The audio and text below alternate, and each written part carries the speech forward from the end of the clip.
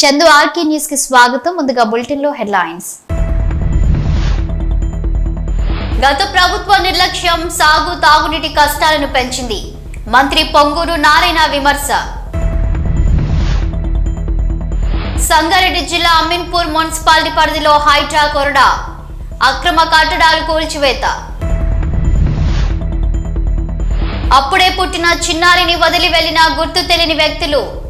Case నమోదు చేసుకుని దర్యాప్తు చేస్తున్న సూరారం పోలీసులు. గత ప్రభుత్వం ప్రాజెక్టులపై నిర్లక్ష్యం వహించి ప్రజలకు తాగునీరు, రైతులకు సాగునీరు అందకుండా చేసిందని అన్నారు. ఆంధ్రప్రదేశ్ మున్సిపల్ పట్టణాభివృద్ధి శాఖ మంత్రి వర్యులు పొంగూరు నారాయణ. అధ్యక్ష, ఎమ్మిగనూరు ప్రస్తుతం పాపులేషన్ 1,04,200 ఉంది అధ్యక్ష. అయితే దీనికి కావాల్సిన వాటర్ 14.07 MLD, కానీ ప్రజెంట్ వాటర్ సప్లై చేస్తున్నది 10.45 MLD. అయితే ఇక్కడ 5.91 MLD తో 2 ట్రీట్మెంట్ ప్లాంట్ ఉన్నాయి. అంటే మొత్తం 11.82 MLD తో ట్రీట్మెంట్ ప్లాంట్ జరుగుతుంది అధ్యక్ష. అయితే ప్రస్తుతం మెయిన్ వాటర్ లైన్స్ 6.6 కిలోమీటర్లు, డిస్ట్రిబ్యూషన్ లైన్స్ 125.5 కిలోమీటర్స్ ఉన్నాయి. ట్యాప్ కనెక్షన్స్ మొత్తం 13,839 ఈ రోజు ఎమ్మిగనూరులో ఉన్నాయి అధ్యక్ష. ప్రస్తుతం ఇస్తున్నది వాటర్ సప్లై 10.45 MLD మాత్రమే.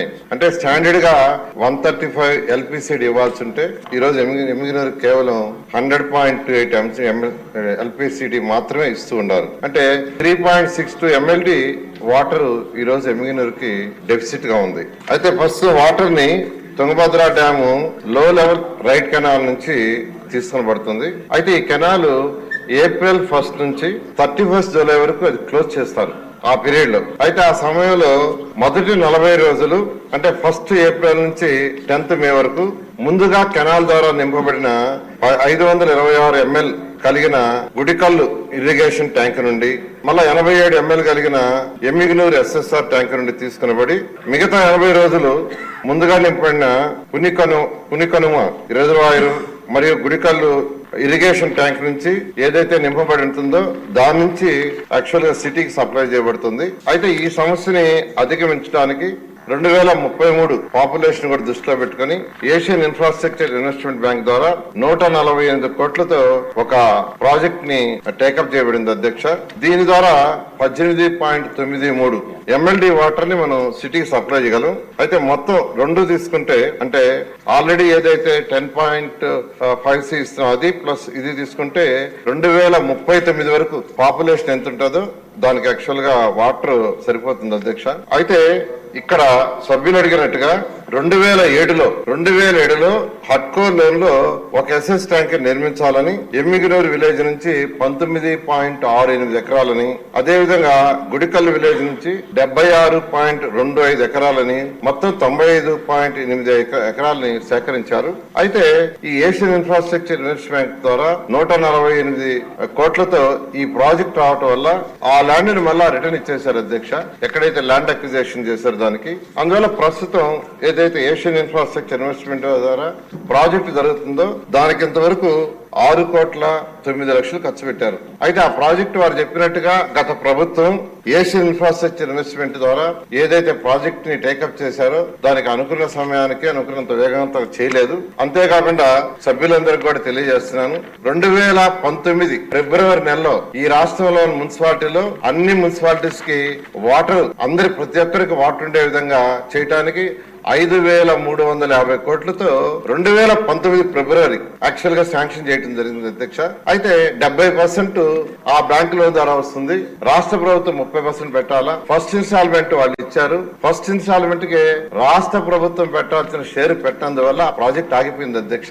అయితే మళ్ళా 5 సంవత్సరాల తర్వాత మొన్న జూలై టైం అయిపోయింది, ఆ యొక్క ప్రాజెక్ట్ క్లోజ్ అయిపోయింది. మళ్ళా కేంద్ర ప్రభుత్వానికి ముఖ్యమంత్రి గారు రాసి ఆ ప్రాజెక్ట్ రివైజ్ చేశారు. వాళ్ళు 4 సంవత్సరాల లోపల అది కంప్లీట్ చేసుకున్న ప్రాజెక్ట్ ఇచ్చారు. కాబట్టి ఆ ప్రాజెక్టు ని వేగవంతం చేసి యాక్చువల్ గా ఏదైతే ఈ రాష్ట్రంలో ఉన్న మున్సిపాలిటీస్ అన్ని వాటర్ సరఫరా అవుతున్నాయో ఆ ప్రాజెక్టు ద్వారా ఆ వాటర్ ఏదైతే సరఫరా లేకుండా చేయడం జరుగుతుంది అధ్యక్ష. సంగారెడ్డి జిల్లా అమీన్పూర్ మున్సిపాలిటీ పరిధిలో హైడ్రా కొరడా జల్పిస్తుంది.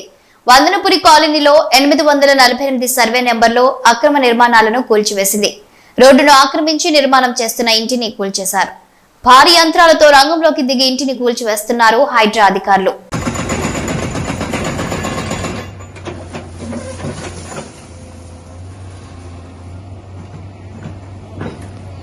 మానవత్వం మంట కలిసింది. అభం శుభం తెలియని అప్పుడే పుట్టిన చిన్నారిని వదిలి వెళ్లిన సంఘటన సూరారం పిఎస్ పరిధి విశ్వకర్మ కాలనీలో చోటు చేసుకుంది. అప్పుడే పుట్టిన శిశువుని కవర్లో పెట్టి వదిలి వెళ్లిన దృశ్యాన్ని గమనించిన స్థానికులు పోలీసులకు సమాచారం ఇచ్చారు. ఎవరో గుర్తు తెలియని వ్యక్తులు చిన్నారిని ప్లాస్టిక్ కవర్లో ఉంచి షాపు అరుగు ముందు ఉంచి వెళ్లినట్లు గమనించిన స్థానికులు పోలీసులకు సమాచారం ఇచ్చి హాస్పిటల్ కు తరలించారు. కేసు నమోదు చేసుకున్న పోలీసులు దర్యాప్తు చేస్తున్నారు.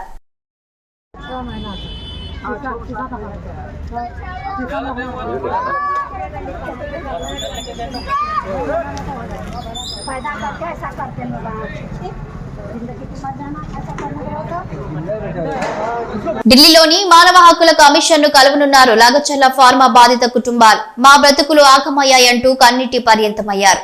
బాధిత కుటుంబాలు మీకు మేము అండగా ఉన్నాం, మీరు ధైర్యంగా ఉండండి అంటూ ఓదార్చారు మాజీ మంత్రి ఎమ్మెల్సీ సత్యవతి రాథోడ్.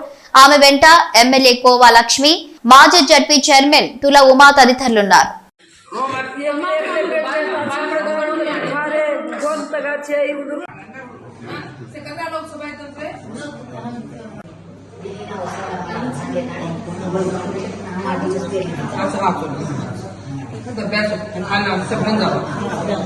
MP माजी MP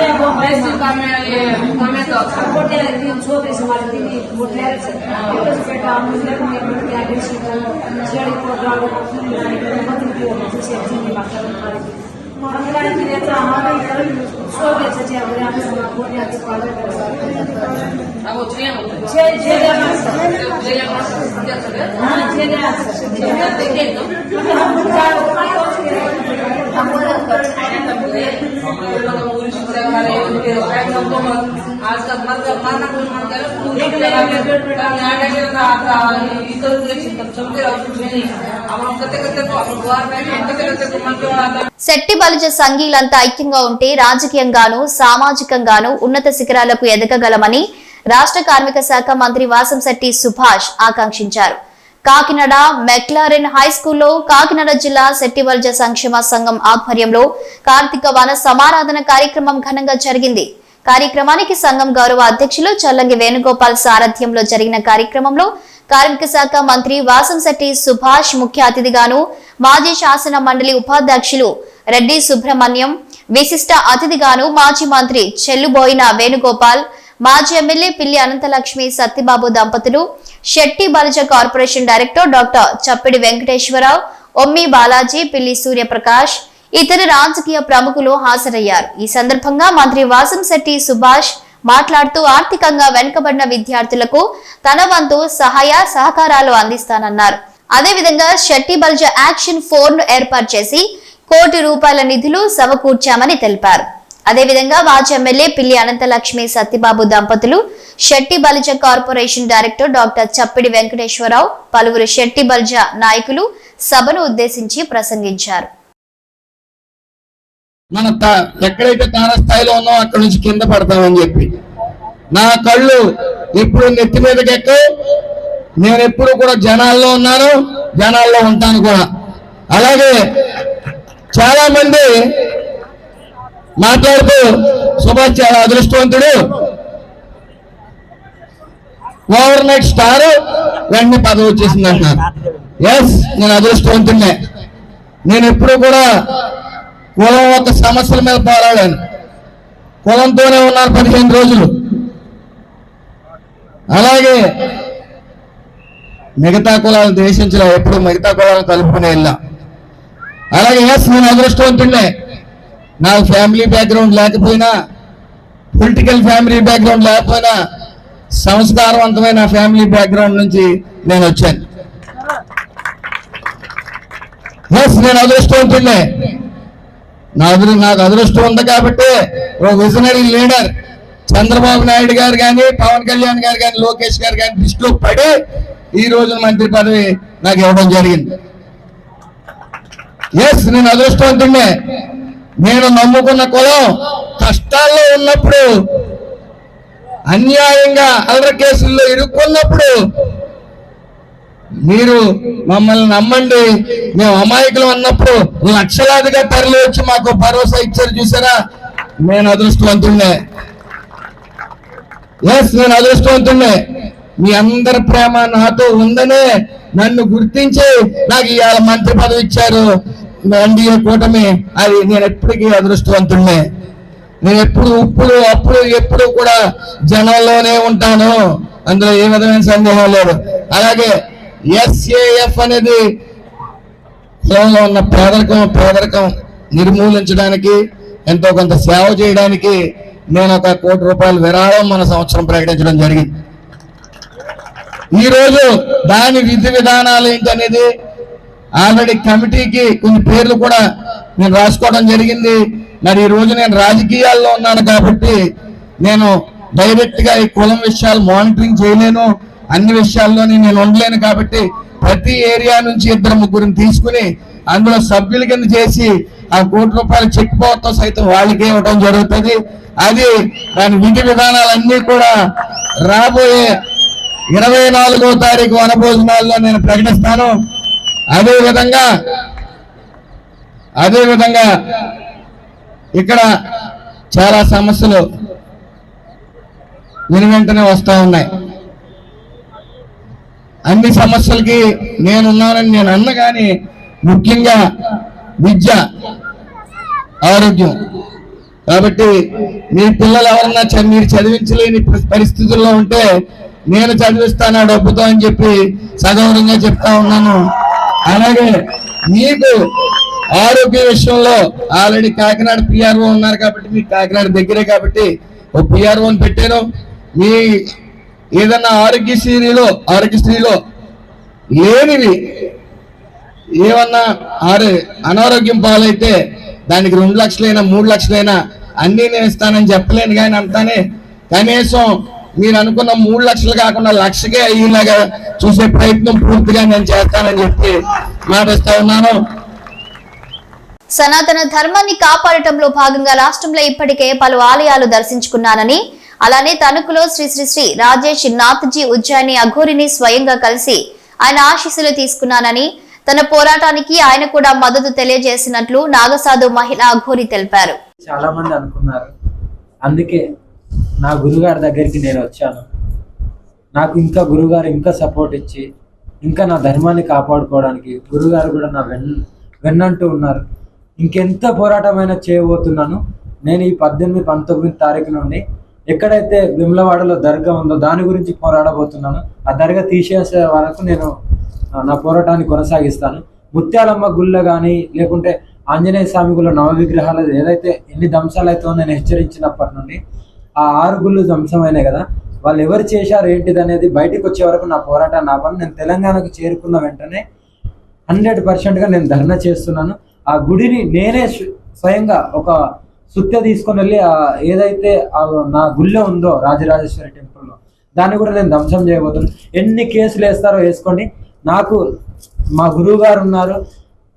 ఇలాంటి గురువు గారుల పాదసేవ చేసుకుంటూ నేను జీవితాంతం ఉన్నాను కాబట్టి, నీతి నిజాయితీ ఉన్నా కాబట్టి నా వెన్ననుకు మా అఘోరి సంస్థ మొత్తం ఉంది, నాగసాధు సంస్థ. ఎవరైతే నన్ను విమర్శిస్తున్నారో వాళ్ళకు కూడా నేను హెచ్చరిస్తున్నాను. మీరు నీతి నిజాయితీగా ఉంటే పోరాడదాం, అందరం కలిసి మన ధర్మాన్ని కాపాడుకుందాం, గోహత్యను ఆపుదాం, సనాతన ధర్మాన్ని కాపాడుకొని ఆడపిల్లలను కూడా రక్షించుకుందాం. ఆధునిక కవి, స్వరకర్త, సంగీతకారుడు, సామాజిక తత్వవేత్త శ్రీ భక్త కనకదాస జయంతి సందర్భంగా ఆయన చిత్రపటానికి నివాళులు అర్పించారు మాజీ ముఖ్యమంత్రి వైఎస్ఆర్ కాంగ్రెస్ పార్టీ అధ్యక్షులు వైఎస్ జగన్. కార్యక్రమంలో మాజీ మంత్రి ఉషా శ్రీచరణ్, హిందూపురం వైఎస్ఆర్సీపీ ఇన్ఛార్జ్ టిఎన్ దీపిక, పలువురు వైఎస్ఆర్సీపీ నాయకులు పాల్గొన్నారు. నాచారంలోని సెయింట్ పీటర్స్ మోడల్ స్కూల్ యాజమాన్యం అయ్యప్పమాల వేసుకున్న విద్యార్థులని స్కూల్లోనికి అనుమతించకపోవడంతో విద్యార్థులు స్కూల్ బయట నిరసన తెలిపారు.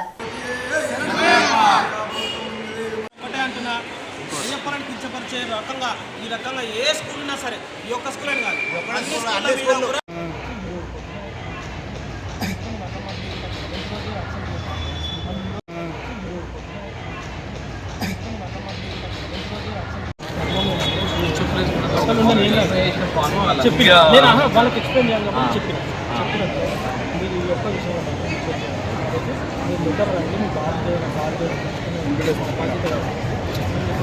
మా స్కూల్లో కూడా అట్లాంటి నియమం కనబడతలేదు. చుట్టుపక్కల ఉన్నటువంటి Johnson school, Deccan spring school, అక్కడ ఉన్నటువంటి ఇంకో Johnson school, Delhi public school, ఈ లోకల్లో కమలా మెమోరియల్ స్కూల్, మల్లారెడ్డికి సంబంధించిన స్కూల్లో కూడా మాల విషయంలో ఏ అట్లాంటి అబ్జెక్షన్ లేదయ్యప్ప. వాళ్ళు యూనిఫామ్ లేకుండా ఇంకా మాల నల్లటి బట్టలు వేసుకొని అయ్యప్పని పూజించుకుంటూ పోతున్నారు. కానీ మరి ఈ స్కూల్లో ఎందుకు ఇట్లా మరి తీసుకురండి, మరి మొత్తం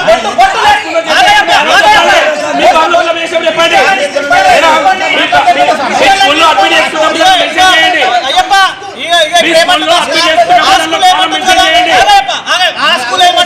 ఆ స్కూల్ ఏమంటుంది కదా, బొట్టు పెట్టుకున్నటువంటి ప్రతి విద్యార్థిని కూడా ముందు తీసిచ్చి పంపించండి.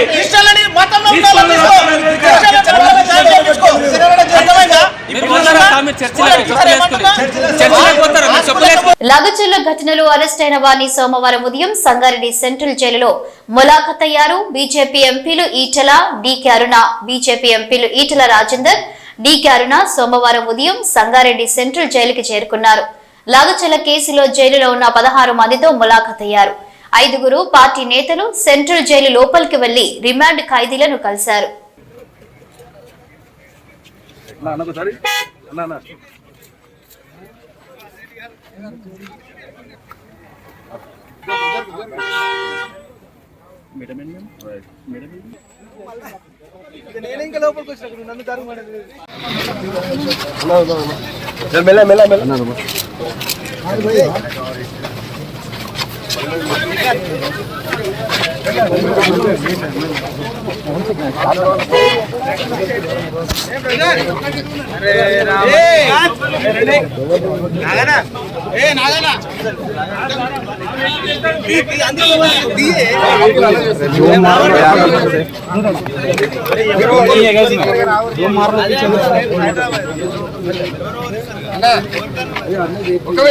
తిరుమలలో కార్ పార్కింగ్ స్థలం ఆక్రమించి పలు ప్రైవేటు హోటల్స్ యాజమాన్యం వ్యాపారాలు నిర్వహిస్తున్నాయి.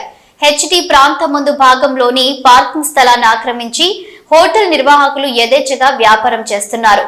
టీటీడీ అధికారులు పట్టించుకోవడం లేదని భక్తులు ఆరోపిస్తున్నారు.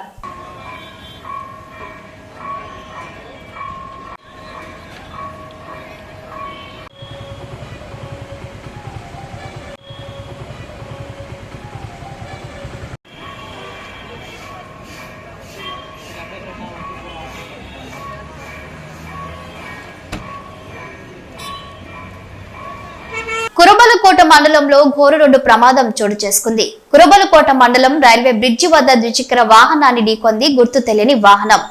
ఈ ప్రమాదంలో ఓ యువకుడు అక్కడికక్కడే మృతి చెందగా మృతదేహాన్ని పోస్టుమార్టం నిమిత్తం మదనపల్లి జిల్లా ఆసుపత్రికి తరలించారు. కేసు నమోదు చేసుకున్న ముదివేడు పోలీసులు దర్యాప్తు చేపట్టారు.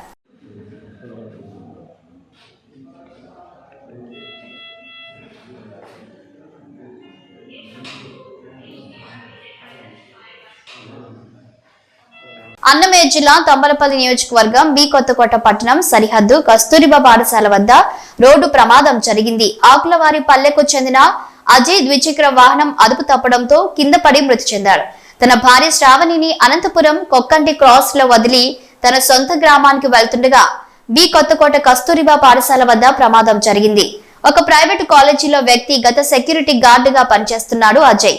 మృతదేహాన్ని బి కొత్తకోట సామాజిక ఆరోగ్య కేంద్రంకు తరలించారు. కేసు నమోదు చేసుకుని దర్యాప్తు చేస్తున్నారు బి కొత్తకోట పోలీసులు.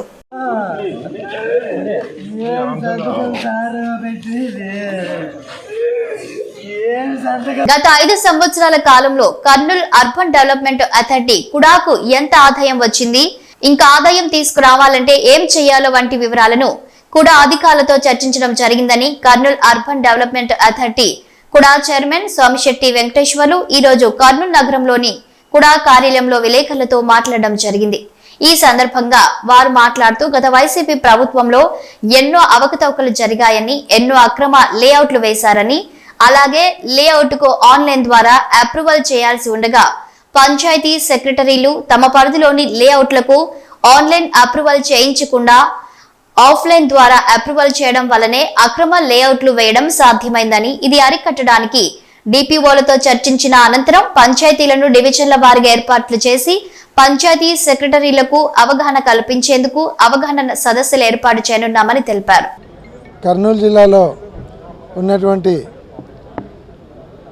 హెచ్ఆర్ కానీ, హ్యూమన్ రైట్స్ కమిషన్ కానీ, అలాగే లోకాయుక్త, సిబిఐ కోర్టు, తర్వాత వక్ఫ్ ట్రిబ్యునల్, ఎలక్ట్రిసిటీ రెగ్యులేషన్ అథారిటీ, ఇవన్నీ కూడా లా ఇన్స్టిట్యూషన్స్ ఉన్నాయి ఇక్కడ. ఇదే కాకుండా సెంట్రల్ లా యూనివర్సిటీని కూడా ఇక్కడ ఏర్పాటు చేయడానికి జగన్మోహన్ రెడ్డి గారు ఫౌండేషన్ చేసింది. ఏదైతే న్యాయ రాజధాని ప్రకటించిన తర్వాత జగన్మోహన్ రెడ్డి గారు ఇక్కడ ఉన్న దానికి ఏదైతే లీగల్కి సంబంధించినటువంటి అన్ని ఇన్స్టిట్యూషన్స్ను కర్నూలుకు తీసుకొని వచ్చి ఇక్కడ ఫంక్షనింగ్ కూడా స్టార్ట్ అయ్యి దాదాపు 2 సంవత్సరాల పైన అయింది. అటువంటిది ఈరోజు ఉండేటువంటి అన్ని అమరావతి తీసుకుపోతాము, ఇక్కడ కర్నూలు జిల్లాకు అవసరం లేదంటే ముందే జిల్లా విడిపోయిన తర్వాత కర్నూలు జిల్లా పూర్తిగా వెనుకబడింది. అటువంటి వెనుకబడిన జిల్లాలలో ఉన్నటువంటి ఆశ, ఎంతో ఇంత చిన్న ఆశ ఉండేటివి కూడా తీసుకొని పోతే కర్నూలు జిల్లాను ఏం ఎడారి చేయాలనుకుంటున్నారా? ఈరోజు కర్నూలు జిల్లాకు జగన్మోహన్ రెడ్డి గారు ఇచ్చినటువంటి ఇవన్నీ కూడా లా ఇన్స్టిట్యూషన్స్ ఆయన ఇచ్చినాడు, మేము తీసుకుపోవాలి. అంటే అమరావతి అంటే మీకు ఆంధ్రప్రదేశ్ అంటే అమరావతి, పోలవరం తప్ప ఏం కనపడడం లేదా? వెనుకబడినటువంటి రాయలసీమ ప్రాంతం కానీ, ఉత్తరాంధ్ర ప్రాంతం కానీ ఏవి లేవా? ఈ 2 తప్ప ప్రయారిటీ. అసలు ఏదన్నా వరదలు వస్తే మునిగిపోయేటువంటి అమరావతిని పట్టుకొని అన్నీ అక్కడ తీసుకుపోయి పెట్టి రేపొద్దున జడ్జీలను కూడా వరదలలో ముంచడానికి తయారైనారు మీరు. కాబట్టి దీన్ని మేము పూర్తిగా వ్యతిరేకిస్తున్నాం.